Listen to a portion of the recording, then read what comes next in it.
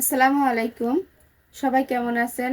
সবাই জানেন যে হাসানের আব্বু শনিবার থেকে অসুস্থ, তবে আজকে বেশি অসুস্থ। সেজন্য ডিসিশন নিলাম যে হাসানের আব্বুকে নিয়ে যেতেই হবে রাজশাহীতে।